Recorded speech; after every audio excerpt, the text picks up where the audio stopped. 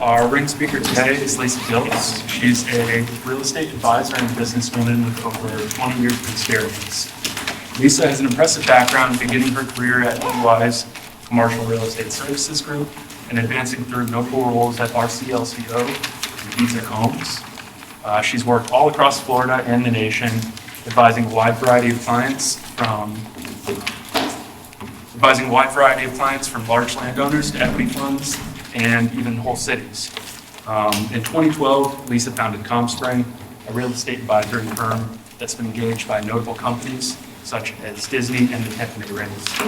Now, without further ado, I'll let Lisa take it away. Thank you. Thanks so much. Thank you. Thank you for having me. It's kind of surreal to be here. I was a graduate of this program in 2021. At that time it was MARE, so switched it up a little bit to MSRE. And Dr. Ling was one of my professors, and Dr. Archer as well. Dr. Ling looks exactly the same, and so does Dr. Archer. So there's like a fountain of youth here or something. So today I thought I would go through, just tell you a little about my background, how I went from your seat to where I am now. Talk a little about market analysis. I know a lot of you all are reaching the end here, and you have your capstone that you're working through. We just had a really good small group conversation about the capstone and some of the questions you guys are going through.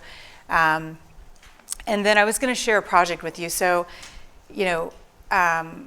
a lot of times our clients come to us and say, kind of these are parameters, and then sometimes we get fun ones too, where they're like, hey, what could this be?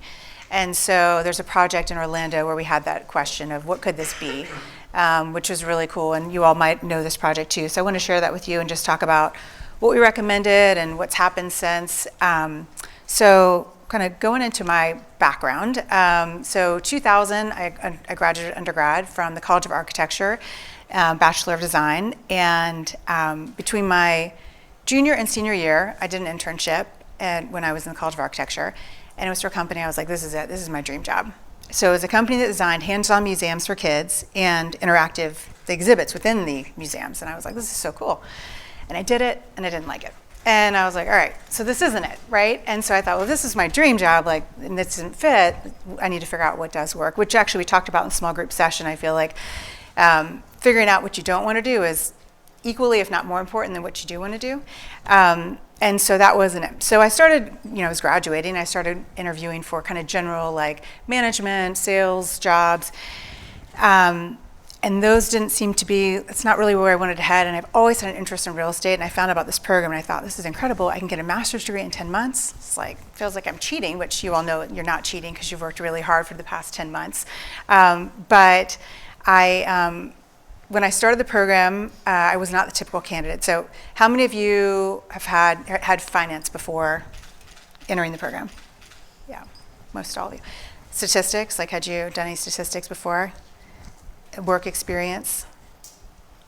I had none of that. So it was all a new kind of immersive, experience for me, which was actually really refreshing because in design, there's a lot of gray. It's like I could present something that works. Someone's like, I don't really like that. And, it's very subjective, right? And I loved in this program, there was a financial model, and it worked or it didn't work. It made money or it didn't make money. Of course, as you know, there's a lot of nuance on the, assumptions that go into that of what makes money and what doesn't. But I love that there was that kind of clarity to it. So before I actually started the program, and I was in, Pam DeMichael at that time was the admissions person. I was talking to her because, again, I wasn't the typical candidate, but I really wanted to be in the program. And so I got in, and kind of the process of applying, I thought, what am I going to do with this? And so I targeted Ernst & Young, their Commercial Real Estate Services Group. And I found an alumni of the program, Brian Bailey, who you all may have heard from before. He's with the Federal Reserve. And I networked with him and said, hey, I want to work at Ernst & Young. I'm entering this program, and I'd like to work there when I graduate. That's my goal.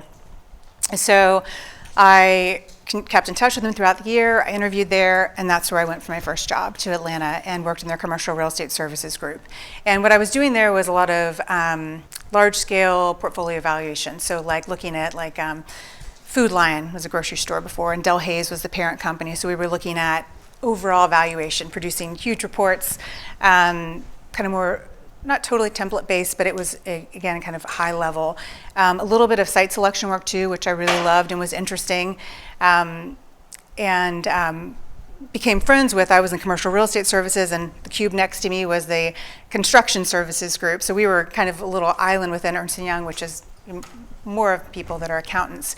So we were kind of unique in our group. And some of those guys knew some people that worked at a company called RCL And RCL is Robert Charles Lesser and Company. And they told me a little what they did, and I was like, that sounds really interesting, because what I felt like I was missing at Ernst & Young was the creative side. So, and I really was trying to figure out how to put those two pieces together, of what I did in design, and then the real estate side, how they came together. And so RCL formed by Robert Charles Lesser, was actually, he was an architect. And so clients would come to him and say, hey, I want you to design this. And he would be like, well, who's it for? What should I design? What are they looking for? All these questions, right, that inform the architecture and the design. And he found there was a gap in the market to be able to actually answer those questions. So he formed RCL. And so a lot of what they do is what I do now of market feasibility studies. So I worked for RCL in Atlanta.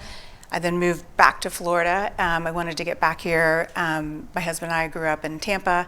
And so got offered a job with a builder, and I had never been on the end user side. I'd always been a consultant, so I thought this is really great because I can actually get answers to, of what are people really looking for and what's helpful. And it was great. It was super instructive. But in the meantime, I kept in touch with RCL and they said, hey, will you help us start an office in Orlando? So I started an office for them in Orlando. And then in 2012, I went out on my own. I kind of waited. I watched the market. And I was like, all right, I'm going to give it a shot. Worst case scenario, I'll get a job somewhere in a year, and it's gone pretty well. So it's been 12 years this September that I've had my own company. And so Compspring is my company. It's really small print, so I don't know if you can read that, but that's a list of some of our clients. As mentioned in the introduction, we work with builders, developers, sometimes cities. And so I put up there some pictures of these might be some projects that you guys know about. The upper left was these are just kind of some fun ones. So we work on really big stuff and then sometimes smaller stuff. These ones were big stuff. So the upper left side is Evermore, which is a resort that just opened in Orlando. And there's a Crystal Lagoon there. And so I had to go visit a Crystal Lagoon in Mexico, which was kind of cool to find out how people were using it and who was using it and who wasn't, and the premiums and how it was all working. So, and now there's lots of Crystal Lagoons throughout the US, but at that time there weren't. So that was the closest one, was in Mexico. And so they've got a Conrad resort, and they've got detached, large, single-family rentals at that development. And then on the upper right is the Dr. Phillips Performing Arts Center. Are any of you guys familiar with that? Nope, so that's in Orlando, so it's Performing Arts Center Orlando. And so we've done quite a few studies for them. They've got this big green lawn, which everyone in the city is like, this is a great big green lawn. And it actually was supposed to be monetized with lots of development. And so so the question is, what could go there? How much retail could be supported? Could a hotel be supported? Apartments, that sort of thing. So so we've done several studies, and also some interesting ones where they've looked at putting a restaurant inside the facility, which is kind of a fun question of, who would eat there, and will people go before the show, and kind of what type of restaurant should it be? And then the bottom left, that's the Tropicana Field. I don't know if you all are familiar with that, Tampa Bay Rays. So we've done a good bit of work with them when they were looking at potentially moving. And we looked at land opportunities in the place they were looking, and then also looked at, kind of helped them respond to some projections the city had made for the current site. And then the bottom right there, that's Sunbridge, so that's Tavistock's land. We did a study for them, first 1,000 units. They said, hey, what should we do here? And we helped them figure out what type of residential units should go there, who the market would be now, who it could be, and how they could influence that. So, question, when do you need a market analysis? There's lots of different reasons why people come to us. I'm biased, of course, that you should get a market study, but I've definitely seen people that have not done a market study, and it doesn't usually turn out well. You should do some kind of investigation on who the market is and who you're developing for at the onset of the project. So sometimes we get people that come to us, the first point, verify existing products and programs. So they were like, a builder will come to us and say, hey, we're looking at buying 200 lots. Can you tell us how these homes should be priced, how quickly they'll sell, who the market is, floor plan, so kind of granular. Or We want to buy the site and develop apartments. Is there depth of market for apartments? What could be achievable pricing, absorption? I mentioned the small group. We did a study on the due diligence and of land valuation, a study for a group in Tampa, and they had 1,000 acres under contract. And so they had it under contract for a certain price, and their question was, what should we do to maximize the value of this land if we close on it with our entitlement strategy? So we looked at a variety of uses and helped them figure out the best mix within that 1,000 units of what's the market now and what will the market be, because that's a lot of land to churn through. And then drove that back to residual land value for them to be able to then say, okay, we have this under contract for this, we can create this much value with these types of land uses. Does this make sense? And they've since closed on it and moving dirt, and it's doing well.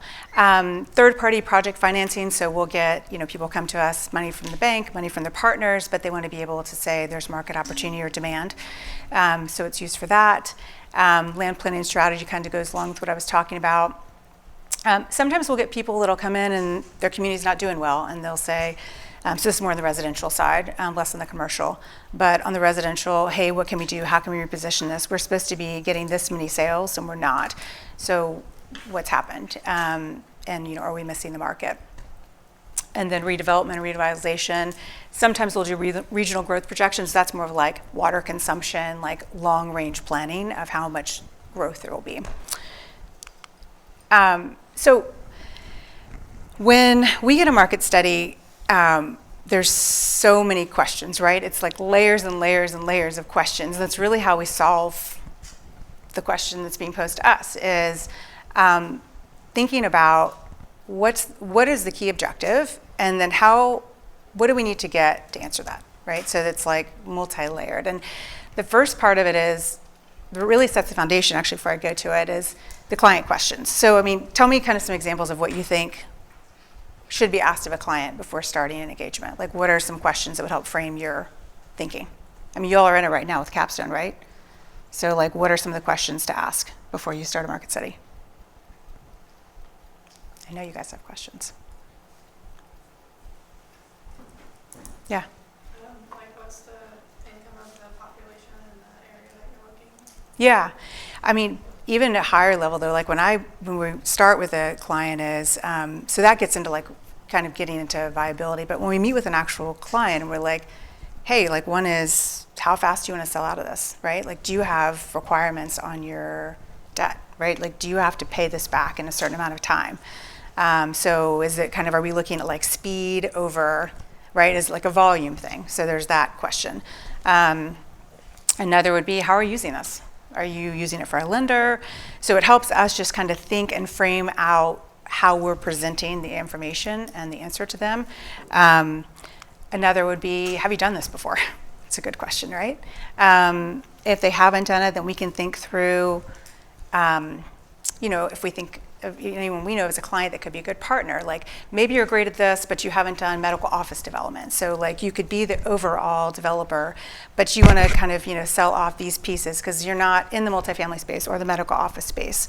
Another question would be, what role do you want to play? So like we have clients where I was talking about in the small group session as well that, 4 years ago we were doing, really until the past year and a half, I would say, we did so many apartment studies.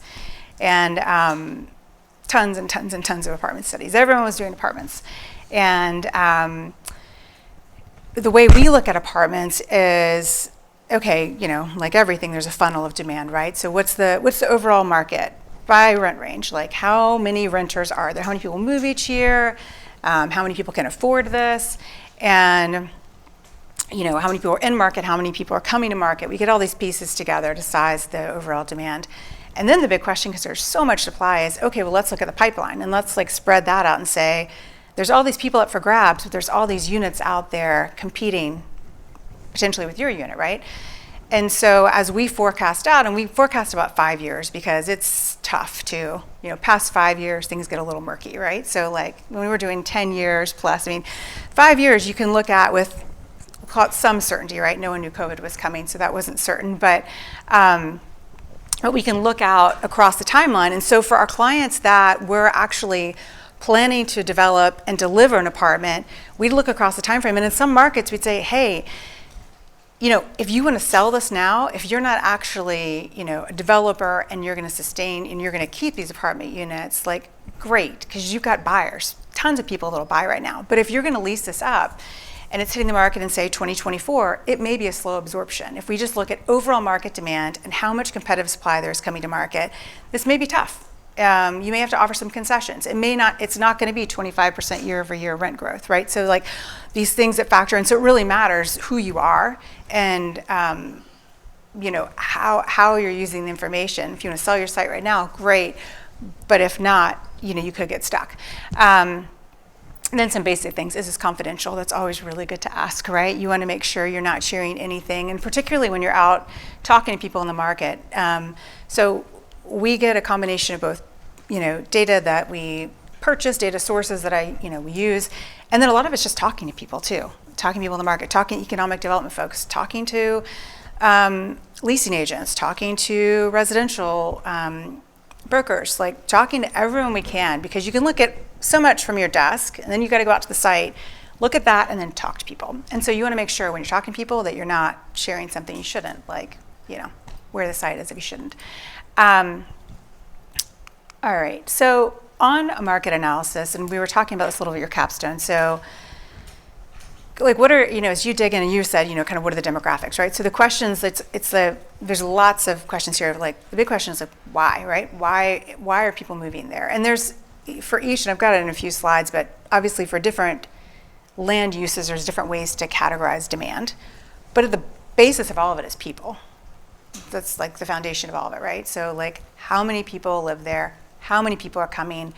Why are people coming? And then also there's X factors too of like what could make more people come there? And so there's like, tell me like some catalytic things. Like what do you think would increase demand in a way you hadn't anticipated?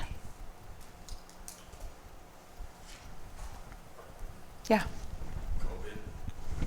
Perfect example, right? Like this tsunami of demand. If people are like, hey, one day I want to move to Florida, and they're like, I'm going to move right now, right? Because I can work from anywhere, and so I'm not going to wait 5 years or 10 years until I retire. I can move now. What else? Think of anything else that would spur demand in a way? Yeah. Governmental changes like new laws perhaps. Perfect example. Yeah, that's a great one. Yep. Anything else, y'all? Yeah. Major tenants, like if Apple became your neighbor. Yes. It would blow up the Yeah. residential. Yeah, that's a great one. I mean, and that's interesting too of like, we did a study down in Osceola. So in Osceola County, which is south of Orlando, there's something called Bridge, and there's tiny little microchips that are being designed there. And so their kind of thesis is it will be bigger than Disney, and it possibly may be, but the question is like when, right? So as we're looking at studies, we can study other major employers and look at in other areas that are kind of similar and say, how long does it take to get to that? And how does that impact demand? Like, is it next year or is it like 10 years from now? Can y'all think of anything else?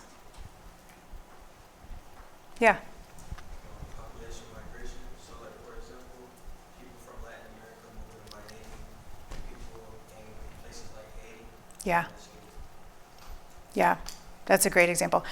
It's interesting because when people ask me where we do work, so I say, throughout the Southeast. And when I was at RCLCO, I did work all over the nation. But since starting my own company, I've just been really busy in Florida, which makes it kind of convenient. I've got 2 kids, and I can stay kind of close.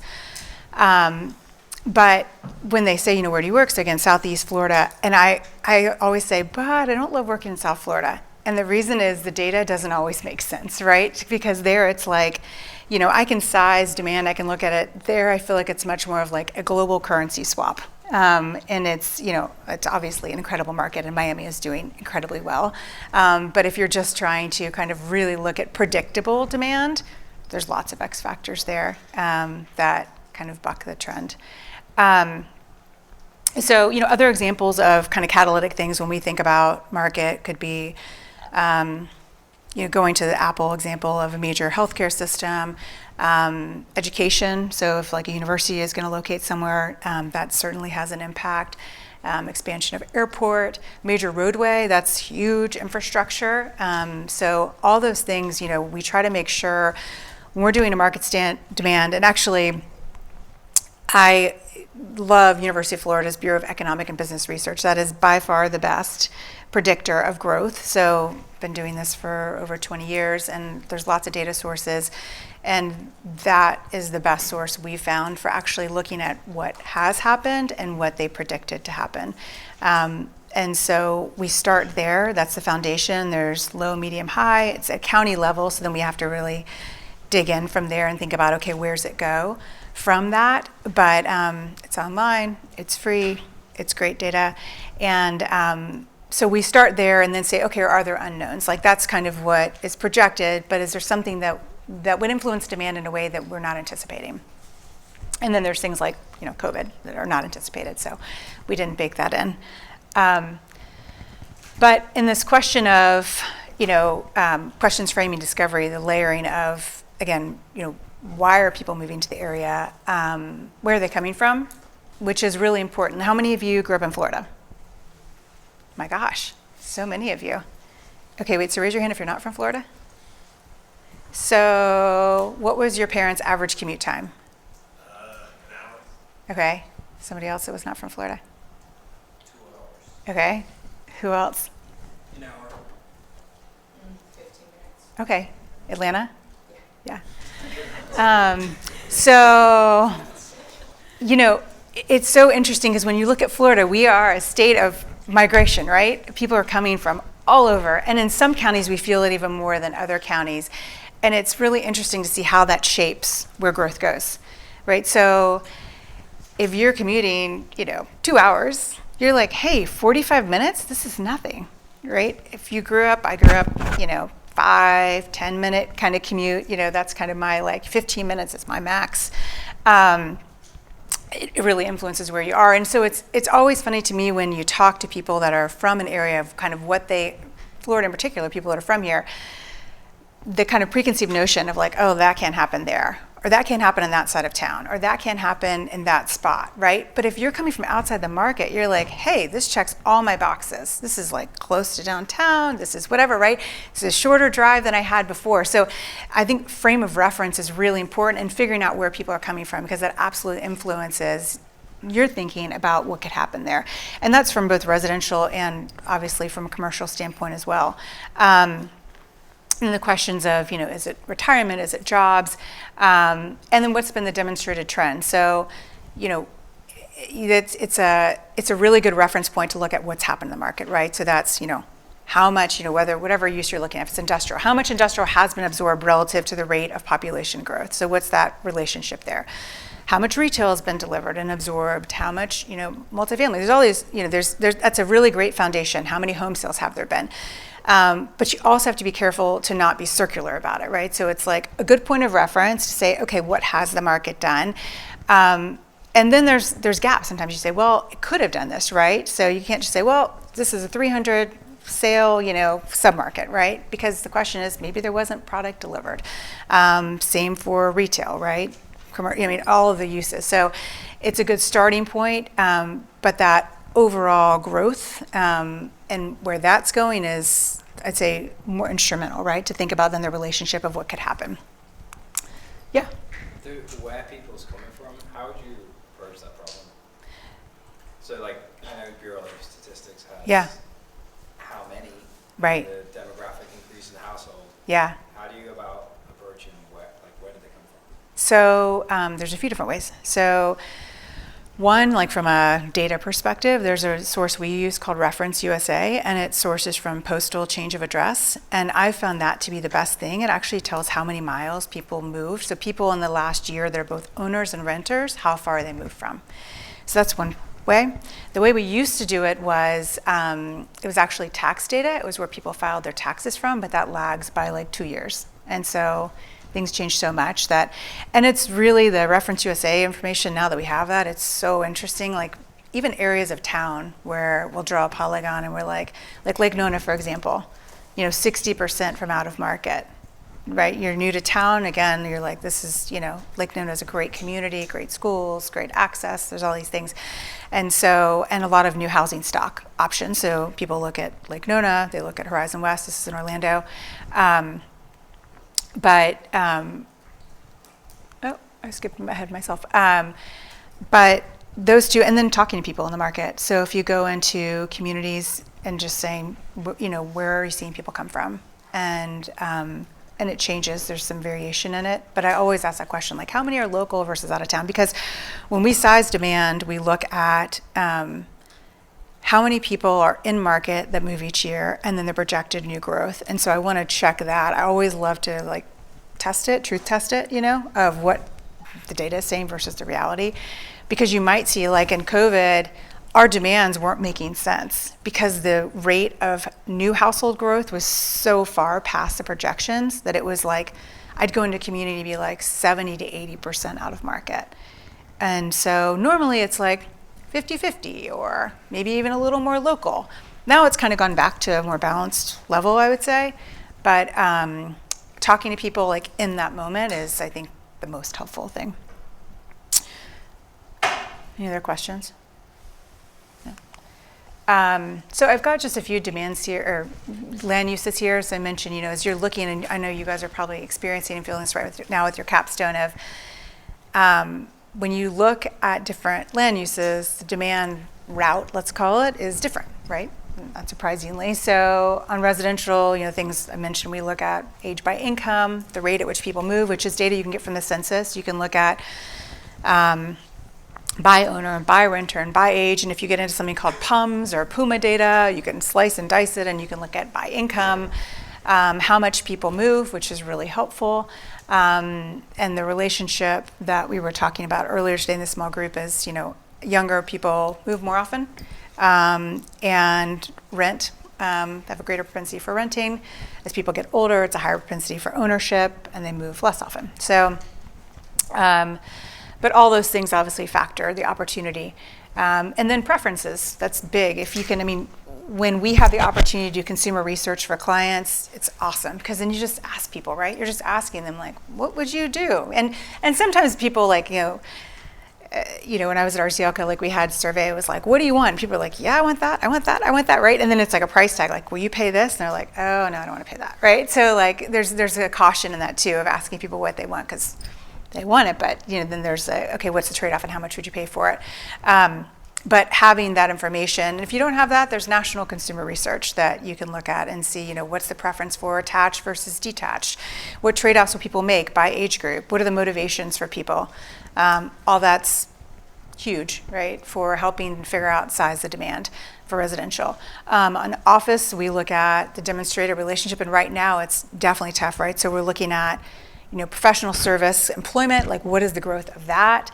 What is the absorption of space in the market? And so it's a lot of triangulation of, okay, this much space has been absorbed, this much employment growth has happened, and these types of sectors, where are those sectors going? What's going to happen? What's the trend? Has the amount of square feet per people decreased? The answer is yes, right? And so looking at that to then project out for an area.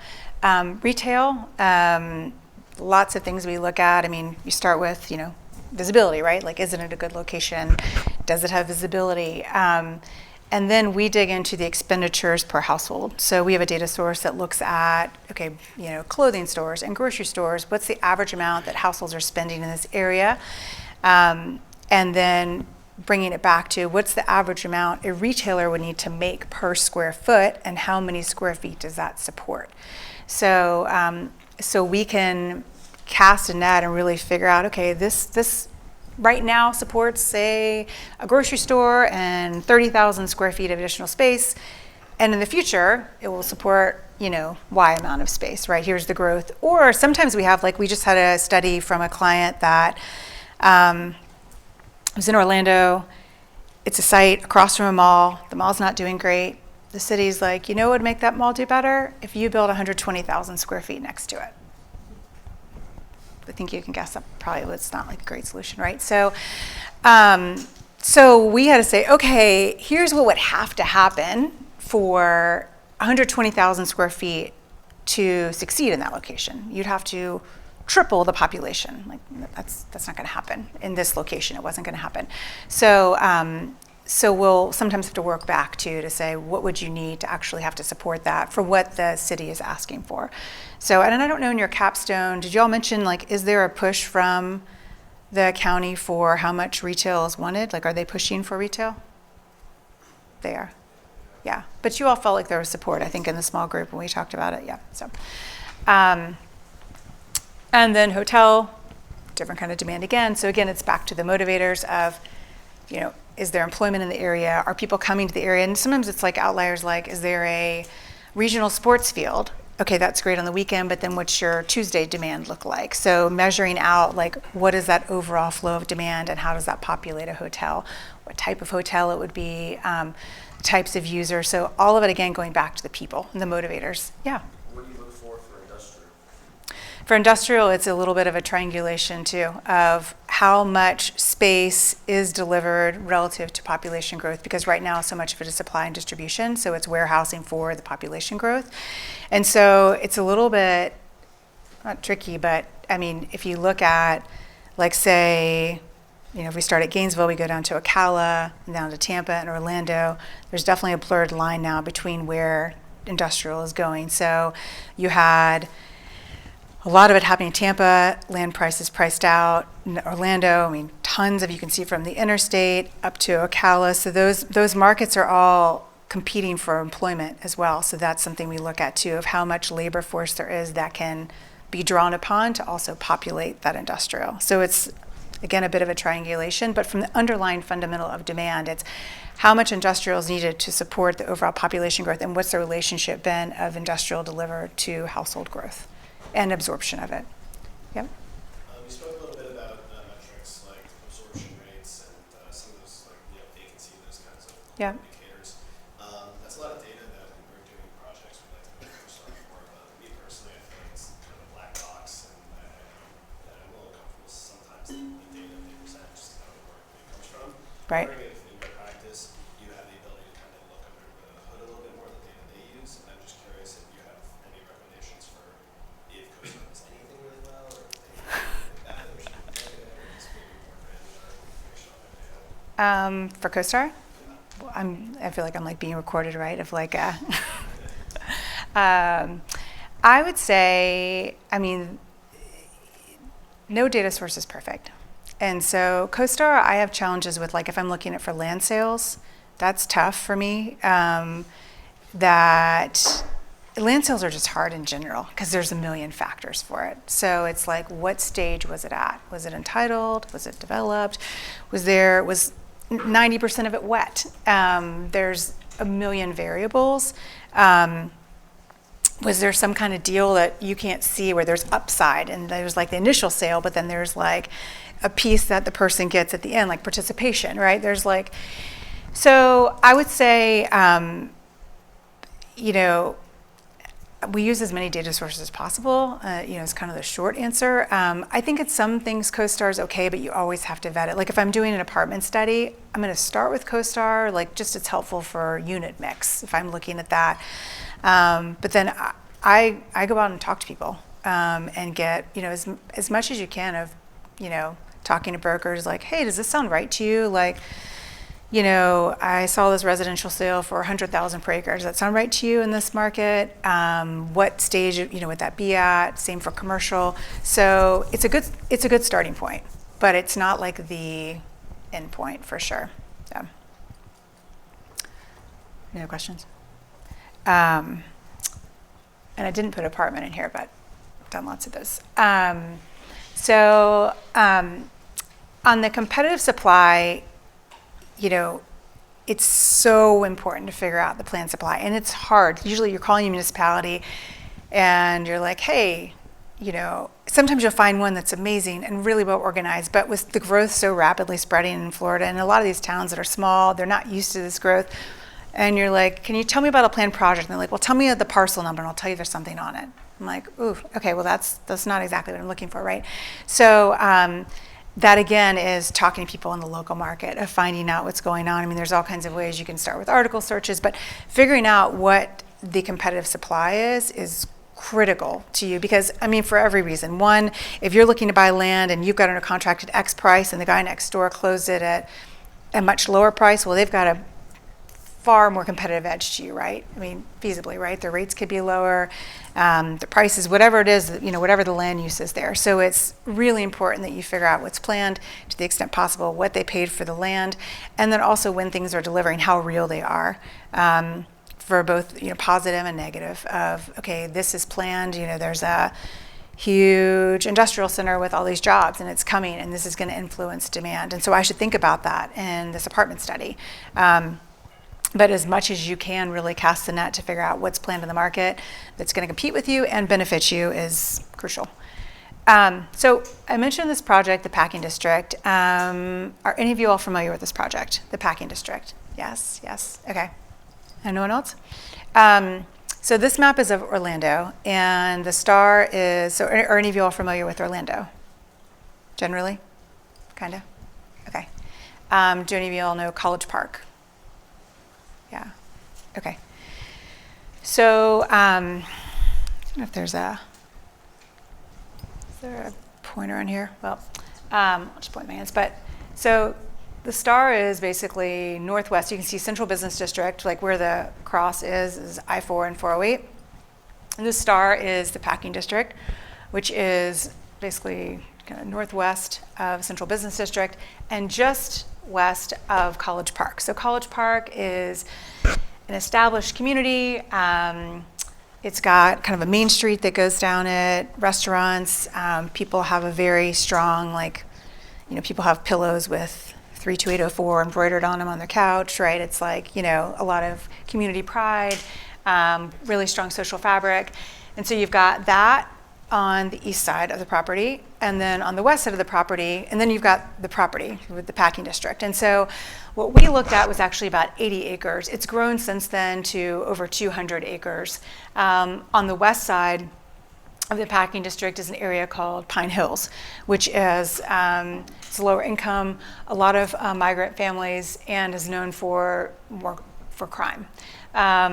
So whether it's right or wrong, but this piece is wedged between those two areas. And back in the day, a long time ago, it is owned now by the Dr. Phillips Foundation or charities, and but it was used for a packing district, so for citrus. And so it's really industrial use, but it's obsolete industrial now. So it's not industrial buildings. If you look at now, it's all about cubic square feet and how much you can get and the ceiling height. These buildings are not at all consistent with the current industrial demand, but it's a great location. And so the Dr. Phillips Charities came to us and said, what can we do with this? And so again, it was about 80 acres at that time. And so this was when I mentioned that, a lot of times people come to us and they've got constraints, but this was like, what could it be? And I think they were even kind of blown away. So we went through and we had two different scenarios, which I'll get to in a second. But this is showing exactly that 80-acre outline. There's a pretty major road that runs east-west through there, and there's actually been some a road diet. There's a roundabout now that's been integrated into the road. And then north-south, you also have John Young's. That's a pretty big road. Lots of visibility, lots of traffic. And this is an example of when we did the study and I reached out to people locally that were from the market, and I said, hey, what do you think can go here? They were like, I don't know, Wendy's, maybe some self-storage. And I was like, okay, maybe we could think bigger, right? This is 85 acres, less than 10 minutes from downtown, and one owner. And back to those owner questions of what's your role and what are you looking for? And a big question for people is, do you have to ask, is this a legacy project? Which means, is your pure motivation money, or a legacy project, is this a legacy? You want to leave a legacy, right? What are your motivations here? Because it obviously influences then our recommendations. So if you're in it to make all the most money possible, it's a little different than a legacy project. Can be a lot different from a legacy project, which I'll share an example for you in a minute of one that's kind of started out legacy and has done really well that I'm sure most of you all are familiar with. But so when we, again, asked local people, they just kind of weren't. They're like, this is just what's there, right? It's just kind of an empty area. There's no one living there. It's industrial. It's wedged between these two neighborhoods. And the perception was that there was high crime, which actually there wasn't a lot of crime because there's really no one there.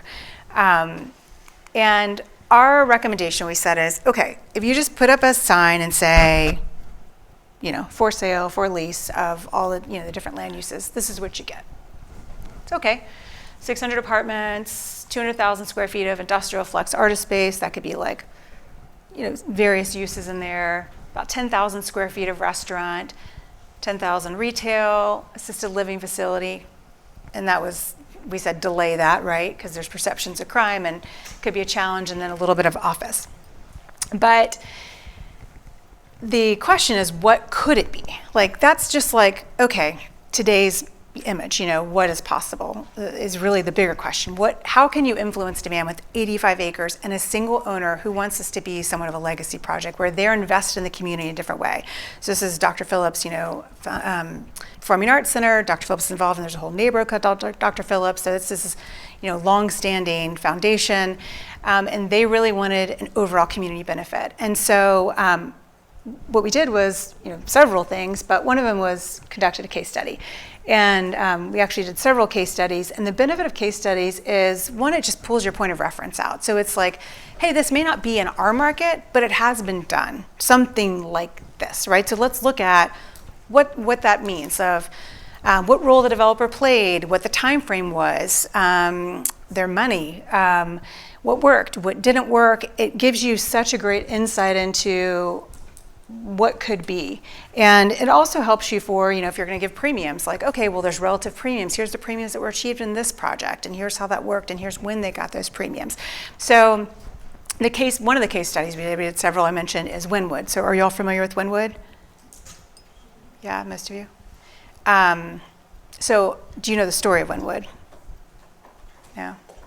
So who's familiar with Wynwood? Raise your hand.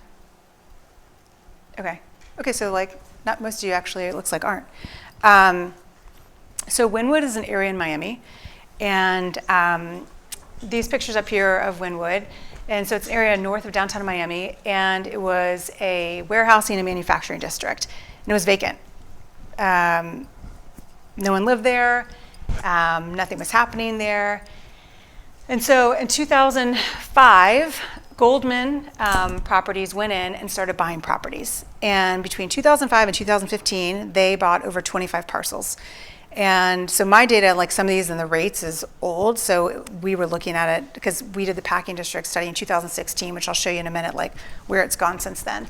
But when we looked at Wynwood, we thought it was a really interesting example. And so Wynwood is this, if we talk about, again, the catalyst, right? So things I didn't mention are food. Food is a major driver, right? And now with social media, you see something pop up and you're like, oh, that looks great. I wouldn't normally go there, but I might check that out.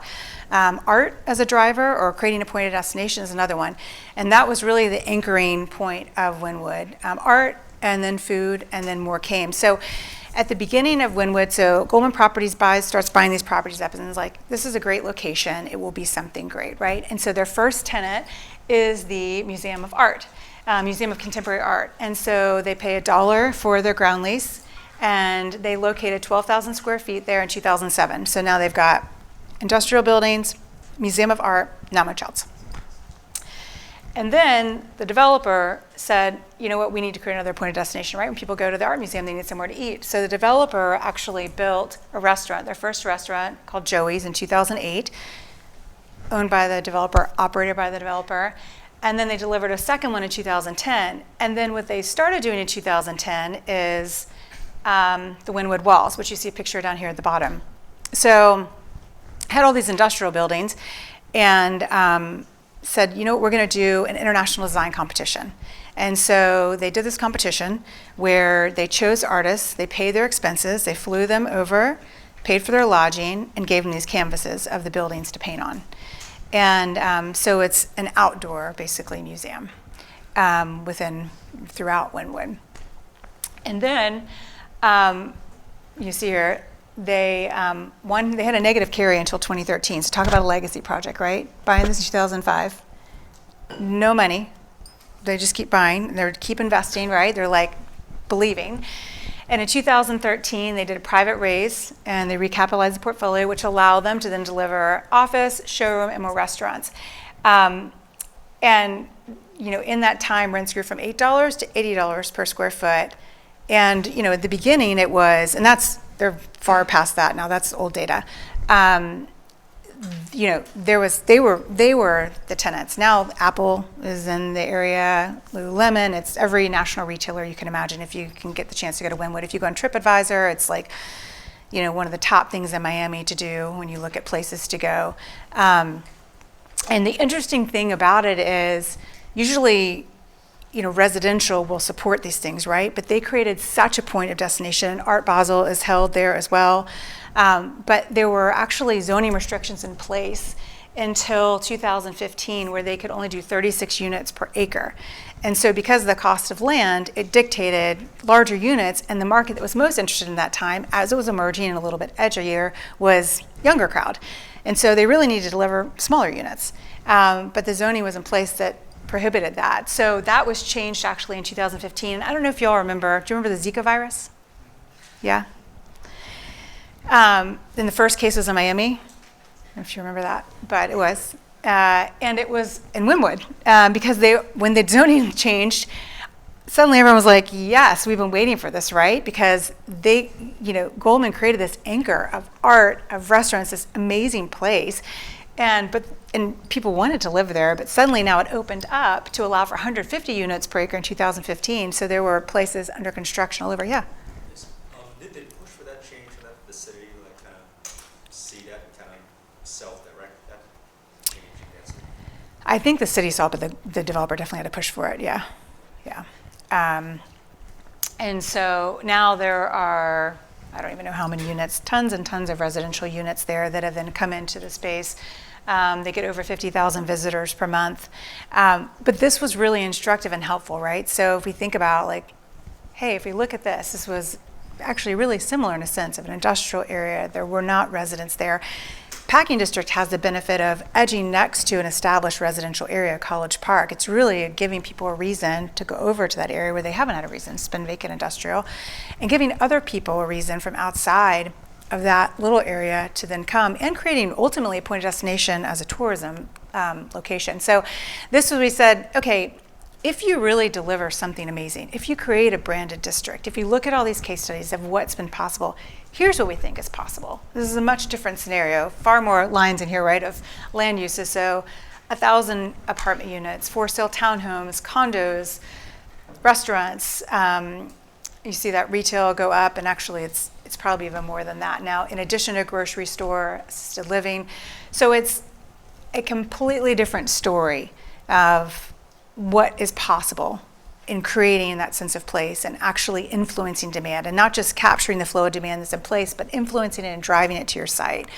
And so this is the Packing District timeframe. So again, longer time frame. So we did the market study in 2016, and then we did a fiscal impact analysis. And so that basically, the client requested that on behalf of the city, who said, hey, we're going to invest, but we want to see what this is going to contribute, which is what a fiscal impact does. So we look at what the city's budget is, how they pay for things, and then what this contributes on the side of taxes. And so it's basically, how those things work together. It's a bit of like a gain and drain of each land use and how that works based on our projected program.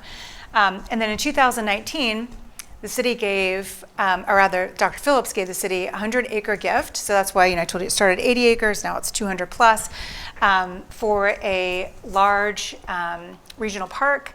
And then apartments broke ground, 308 of them. 2020, city approved 18 million in road improvements package. They've got a roundabout. And then there's, how many of y'all have heard of Four Rivers? Okay, that's more than Wynwood. Do you all know John Rivers? You know the story of John Rivers? Yeah. So he's very entrepreneurial. He started actually in Orlando. For Rivers is all over now. And so he is involved in this project with something called Four Roots Urban Farm. It's an 18-acre urban farm that's part of this development. And I actually just got to go to a presentation that he did where he talked about what he's doing there, and it's very cool. I mean, it's like going to be world-renowned, the way that they're approaching agriculture. He said it was in a week, the farm could produce 40,000 pounds of produce. He's traveled the world to find like the best practices in farming. He's got a demonstration kitchen, like a learning garden. It's pretty incredible. And their projections of tourism, of what they'll attract, of people coming to Orlando to go see that, is insane. So that's an X factor we had not anticipated. Yeah. What does that data look like on the people coming to Orlando to see that? What does the data look like? Would you say on the people? Yeah, on the like visitors coming into Orlando to look at the learning garden. The number he showed was over 200,000 per year, and that was very low. So I think it'll be pretty significant. Yeah. Yeah. So we talked a lot about the positives of this type of project, which I think is phenomenal from Yeah. College Park. You know, to see this take place is fantastic. But what about the negative externalities of doing something like this when infrastructure in the area, we're already on a road diet. OBT is very much a thoroughfare to get away from that area. Yeah. Now you're putting this major destination center alongside of a neighborhood, but there's a disconnect between the main Edgewater corridor. You're about a mile, half mile from that space, further than people would necessarily walk. So how are you quantifying the negative externalities of something like this on that culture and those businesses currently that make up College Park? Yeah, and that was a big concern, right? Of like, I mean, because there's a Publix that just opened, and that was like the beloved Publix. So there's this old, kind of retro Publix that's on Edgewater, and people were really concerned that was going to close and how this would impact those businesses. And I think actually the thinking is, especially for a lot of, like, I didn't even mention there's a climbing wall. I've actually got a picture in the next one, but there's a climbing center that's coming that they're going to do Olympic trials there. So ESPN will be there filming. So there's a lot of things that are, I think, drawing demand that wasn't already in place from the College Park residents. And so I'd say kind of on that, the negative impact on that. On the road side, you know, there was a big push, and it's not complete yet, but a connection, a trail system that would connect to this from downtown. And that's still to be determined. And that was questions they asked us of, like, what does this do to the retail upside if we can link from, you know, downtown and there's a path?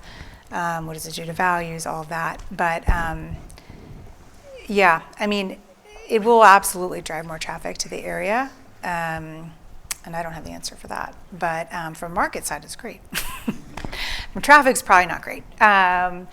So I put some pictures in here of some of the things in Packing District. So on the upper left, that's a picture of the urban farm, that 18-acre urban farm.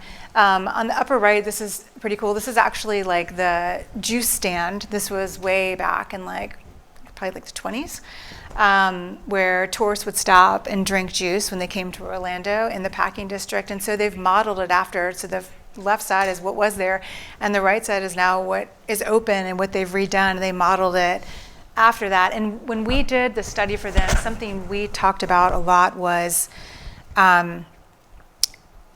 retaining the authenticity of the location and what was in place as much as possible, and also thinking about bringing in local restaurants and restaurateurs that maybe weren't already in College Park that are in the Orlando market that have a following. So whether it's like food trucks and that want a brick and mortar now, but really tapping into that. And they've been super intentional about that, about who they're bringing. There's actually, I mean, you probably know Westside Provisions in Atlanta, and you know the intention they gave that to bring people to that location. So that was part of the conversation. Like, again, you could maybe get demand from certain retailers, but to really be thoughtful about who you're bringing there and how you curate that experience and make sure it's something really unique, but also taps into a little bit of, taps into the fiber and what's in Orlando too, not just like a chain restaurant, right? That would be of benefit. So in this upper right, there's a local ice cream place in Orlando called Kelly's Ice Cream, and then Foxtail Coffee, which may have expanded past Orlando. Now they're expanding like crazy. And then this middle picture here with kind of that blue sky is a food hall where that they've very much tapped into the local food trucks, and they've got one guy who's from New York who's been really successful with food halls, and he's kind of like facilitating, orchestrating the tenants that are going into that space. But they've been really selective, and that should actually open up this summer. The middle is the Cannery, which is apartments. They delivered, and last time I stopped in, they were doing okay. They delivered at a time when a lot of apartments delivered. So they were running some concessions, but they were leasing up. Publix just opened in March. The YMCA I mentioned, which was really an anchoring element. That was the first thing that was there, was the YMCA. And right next to the YMCA is these townhomes, which Toll Brothers is doing, and they start at $500,000 and go up to $700,000. They're like $355 per square foot or so. And then the climbing place, it's just a picture of the climbing wall I mentioned, but that's under construction right now. So it is just really cool to see. Yeah. On the previous slide, it showed green space at 1 acre. Or I guess the one before that. 100 acres. You had it was 100 acres? Regional park. Okay. I saw just in the breakout, there was one portion allocated. I know Dr. Phillips donated the 100-acre big park, but in the development aspect of it, it seemed like there was a small space devoted towards green space. Yeah, there's a piece that's like right next to the food hall where they're going to do like an event and kind of a small green space there. Okay, I was just curious what best practices when you're determining that, especially when you Yeah. do have a 100-acre other parcel, which is maybe less controlled by the development company. How do you determine how much space to allocate towards just using for, I don't know, event venue or just Yeah. green open space, given how prevalent that's become in people looking for places to spend their time. We want, Right. it seems that to be the trend. You look at the Beltline, you look at the Yeah. Greenway, those types of spaces, giving people still retail, mixed use, places they can live, but also places that they can feel like they can breathe. How do Yeah. you determine that in your opinion? So where we've seen the most success, like for a large scale master plan community, it's typically about 15 to 20% of the land is in green space. That could be like parks, lakes, like overall. But there's definitely a caution, and it's a great point you made of like people want to gather there. So we've seen also where people take it too far. So it's scaling it as a pedestrian. So there could be lots of parks, but the scale of them is really important, right? So typically we see there's more value in several smaller parks and gathering spaces than one enormous one where it just kind of feels empty if it's not activated. So, you know, particularly in something like this where it's urban, where you want to integrate it in where it's enough space, but it's not overwhelming to the plan. So it's like a delicate balance. And you also have to think about, like, it's something like this where, you know, we've seen it where it's like a park, but they put it right on the road. So you're like, well, it's not a great combination, right? You have like kids playing like right next to a really heavy road. So you have to think about how you tuck that in. And if you do it the right way, you know, it's almost like creating a beach in your property, right? So you get premiums then for the restaurants that front on that. You have a different experience, people that want to do outdoor dining, and you should get a bump and upside if you thoughtfully place it that way. So. All right, that's it on my slides, but I'm happy to answer any questions. Yeah. So after all your market research is done and you begin to decide what uses you're going to have, how do you begin to draw out that site plan? And how do you place the puzzle pieces? Yeah, so luckily I'm not sure that. That's a land planner. But what we do like to do is, it's like I call it like a pecking order of land uses and land values. So I guess that'd be one way to think about it to build to the land plan. So if we're looking at how do you optimize the value of the land and look at the underlying residual land value based on like what we think the opportunity is, creating basically buckets of, okay, your multifamily land we've, you know, identified as this value, and your office land is this value, and your residential is this value. And so it's that allocation. And the thing you have to be careful about is, like right now, we were talking about the small group, you know, apartments right now are tougher today, but doesn't mean they can't work, you know, in 2 years from now. And so just because the value is, and actually the values are theoretically still good, you just may not have a buyer or have the, you know, the opportunity to build it right now. So thinking about saving space for that. So, okay, well, we size the demand right now and there's not enough support, but in 3 years there will be support for it. So it's making sure that you reserve that space of not only opportunity now, but then what could be in that, you know, whatever that time frame is, depending on the size of the parcel. So like that 1,000-acre parcel I mentioned that we looked at over in Tampa. I don't know if I mentioned it here, I think I did, but you know, they had demand for industrial for the entire site. And we said, while there is demand for that right now, it really benefits you to not do that because you can get a much higher higher value for different uses throughout the life of it, hotel, apartments, all these things. So you can do a little bit for industrial right now, that's fine, but all these things will have greater land value. And then that we worked in tandem with the land planner because we also gave instruction on like the retail, like how much of it's going to be for that site, regional retail versus neighborhood retail versus town center retail versus, so there's different segmentation. So our study guides that. You mentioned that you were involved in the plans with Tropicana Field. Was that the existing relocation that like they've recently announced? Yeah. So from what I understand, I mean, like the Rays have been a pretty good baseball team, but they haven't been drawing attendance. And there was this narrative that like, it's in St. Pete, but it supports Tampa. And by the time people get off of work in Tampa, across the bridge, battle traffic, like they're not going to make it to the game time. And people just weren't going to the games because of the separation of it being, I guess, in Pinellas versus like Hillsborough. Like, right. I'd be curious to see like what went into the decision to ultimately, because they are staying in Yeah. Pinellas, right? Like, I'd be curious to Yeah. hear like what it went into the decision of wanting to keep the team there.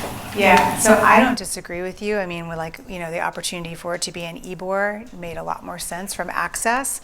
But what we were looking at when they were buying or looking at the land was one, they were looking at land saying, okay, if we move and we bought this land, what could happen if we put the stadium there? And if we buy the land and we don't do the stadium and we have this land, what's the market opportunity for it then?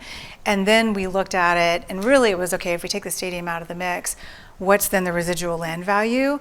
And so to make sure they weren't paying too much for the land, that there would be a market resale or value for it if it didn't work out. So that was our role. Do you think it'll be successful? Do I think it'll be successful? Yeah. I mean, from a redevelopment standpoint of like the overall mixed use, yes. The team, I don't know, right? But I think St. Pete is just incredible. I love the connection we were talking about before, the ferry between downtown Tampa and downtown St. Pete. I think it's a tough location to get in and out of. I totally agree with you. But it's a huge site. It's, again, a market maker. There's already a tremendous flow of demand. And then the opportunity of what can be delivered there and how it can influence demand and pull even more demand is, I think, pretty significant. And working with them, there's such, it's Hines, which is an incredible developer, tremendous developments, and then the Rays, and they're the most thoughtful group of people, just so smart, and they're thinking about the function of a stadium, because the stadium really, if you do it, people are always like, oh, it's a stadium, it's going to generate tons of demand. And actually, it's a huge footprint that stays dark a lot of the times. And so they were just very thoughtful. It'll be interesting to see what they do. Because they were like, this is a big footprint. How do we use it all the time?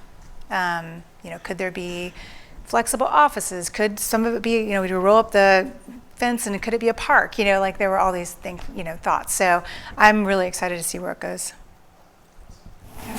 Typically, how long is your process? Like if I'm a company and I'm coming to you and I want you to do a market study, how long is your turnaround? 4 to 6 weeks. Unless, and I always ask, do you have a critical date? Because then we'll, move things around. But typically it's 4 to 6 weeks to do a project.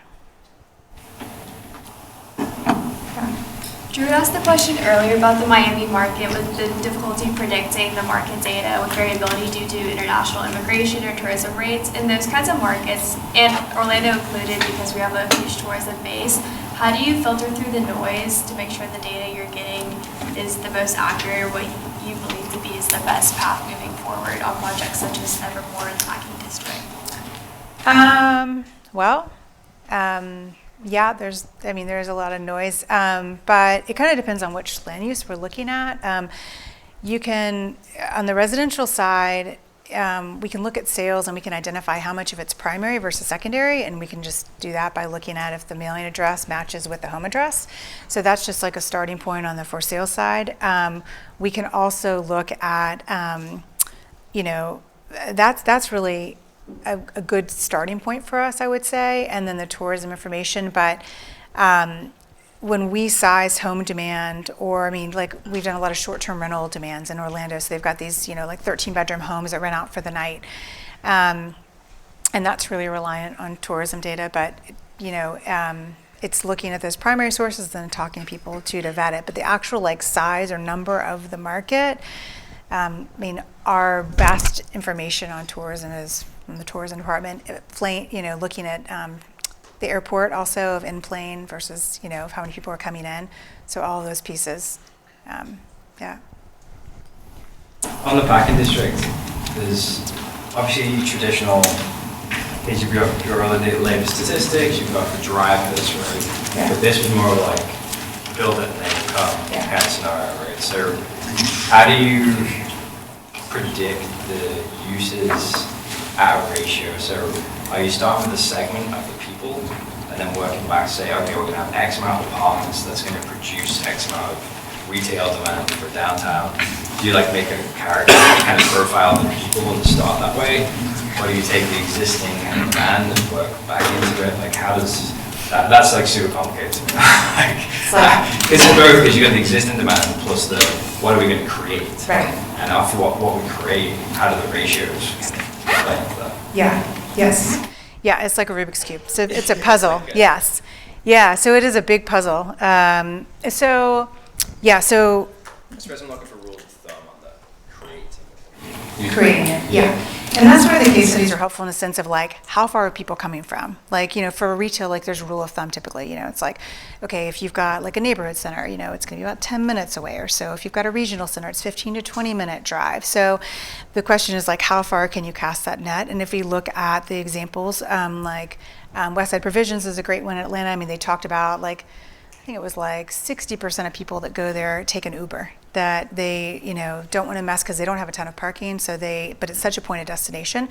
So that absolutely influences our like what if scenario. And we actually, I should have said too, I mean, I don't usually like giving one answer because there's not just one answer. So usually it's like a base, moderate, aggressive, where we say like, okay, here's like the flow of demand. And to your question about like, profile. So, I mean, we really dig into like the who and the why of like, who is in this market now? And then to your question also is who could be here? So like how much does it influence? So if we look at the different age groups, like even like for residential, how much would retail influence 35 to 45-year-olds to move to this location? And then it's like what kind of retail? You have to be thoughtful. It's not a Wendy's. So what is that will bring people into this location? So there's that piece too of what are the influencing factors and who does it most influence? And that helps us think too of how you phase in your amenities and your delivery of land uses. But retail, I would say, if we just kind of look at like broad amenities or even like preferences, trails, retail, are like they win by any age group. That's like, the drivers. Those are, and if you even get into just like master plan communities, there's like, sub-segments of stuff, but those are what are most desired. And then you get into like schools and there's all those things, but. Yep. So you said primarily your work is in the southeast of the U.S., right? Or now it is. So I'm very curious, what is your opinion and how are you accounting for the possibility of mass transit moving into the southeast? When we talk about, bus rapid transit versus having light rail versus having we probably won't have a subway here in Florida, right. But how do we account for these things when we're looking at what might we be able to do with this project 10 years from now? And how do you account for the possibility of there might be a light rail station in this area versus there's a highway there or next to it? Because people typically don't want to live near a highway, but based on what we've seen in other parts of the country, people like the proximity to a subway station or a light rail station because it gives them flexibility. So how do you incorporate that into your analysis, or do you right now? Well, I think it would depend on it depends on the time frame of the owner, right? So like, they're like, we want to do something now. Well, like, they're going to do it now, right? And it's going to be a totally different opportunity, to your point, if they're near light rail. I mean, it's a game changer, right? It's at least 15 to 20% premium. That's like baseline. It increases your density. I mean, it's a huge ripple effect on what the potential is. So can you wait, Right. or do you want to do something with it now? St. Pete is where I came from, and they just instituted bus rapid transit. Yeah. But it's supposed to be the precursor to light rail. So then you're looking at it saying, is this a 5-year development? They put in these raised lift stations. It's becoming a dedicated lane. Yeah. How do you then influence your client or your customer to make the best decision given their time horizon? You can counsel them and say, look, I mean, people will come to us, I mean, they're going to have that on their radar. They're not going to be like, oh, like they're very keyed into that. And sometimes even more so than so the question is like with, bus, like, okay, how much of the market's going to take that? How much is that going to influence it? We hope a lot. I don't know. In Florida, traditionally, bus is not really like a preferred method of transportation. So, so that's the question, right? So I would say it's never where our clients, we have to get them excited, right? They're developers, so they're excited, they're glass is half full, so it's more of a reality of okay, let's look at the timing of that. But I would say it'd be rare that they wouldn't know that, yeah. Yep. I guess just building off that a little bit, I'm curious if there's been any serious impact from the Brightline opening recently. I'm just kind of wondering, I don't know what the narrative is, or if it's having any serious effects, or if it's more so just kind of an amenity and something that's useful but not game-changing. I mean, anecdotally, I know lots of people in Orlando that are planning trips down to Miami that hadn't before. They're like, hey, let's take the train. So, and I, gosh, when it opens up between Tampa and Orlando, I can't even imagine, because that is such a nightmare of a drive. What used to be predictably an hour and a half is now 2, sometimes 3 hours. So I think that connection, I think the Miami one is definitely, increasing tourism back and forth and just a really viable alternative to flying and driving for people that have work. I think the Tampa-Orlando connection will be interesting, particularly of housing, of people that are because right now it's very rare, you see more of people living around Highway 27 between, so basically that's kind of not quite the midpoint, it's a little bit east of the midpoint between Tampa and Orlando. And so you'll see in communities where people have maybe a job in Tampa, a job in Orlando, but it's pretty tough to have a job in Orlando and live in Tampa. I think with the train, there's more viability of I could live in either market, depending on how quickly it goes, that, particularly again, if you talk about people out of market, they're like, oh, I really want to live in Orlando, but jobs in Tampa. But I think right now, from what I've seen in Miami, it's probably more of, that's a longer stretch, right? So, no downside. I mean, it's certainly, helps move people, right? Yeah. What was your first year like when you started Compspring, and where do you see Compspring in 2 to 3 years? So, so my first year was insane. Working at Compspring. So again, I started in 2012, and I'm a really hard worker, and I have never worked harder in my life. And I had 2 young kids. My kids were 1 and 3 when I started my business, and I would work all the time. And I just didn't sleep much, and I worked all the time. And I was by myself. I didn't have any employees, and so it was if I was meeting with someone for a job, and I wasn't executing the other job, and so I'd bring my computer with me everywhere. If my kids fell asleep on the way to a birthday party, I'd pull it out and be like, okay, I can get it in 10 minutes, And then I was like, what is this all for? This is crazy, right? So I hired an employee, and I drew a line in the sand and was like, I'm just not going to do it anymore, right? What's it for? And so I was like, I'm not going to work nights anymore. I'm not going to work weekends. And so that was very amazing for me because I was working all the time. So, so it was a little bit of a, dance to find balance because there was so much work coming in and hiring help. And the next 2 to 3 years, I mean, I've been so lucky to work with such great clients and do the work I enjoy, and so I hope to continue doing that. I mean, everyone's trying to figure out where to buy land right now and in Florida because there's just so much demand.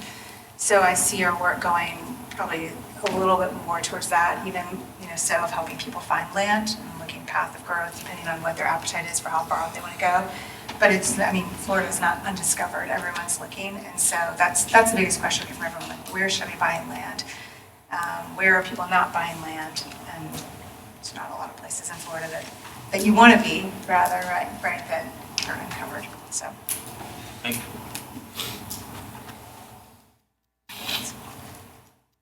Other questions? Let's thank Ms. Dilts.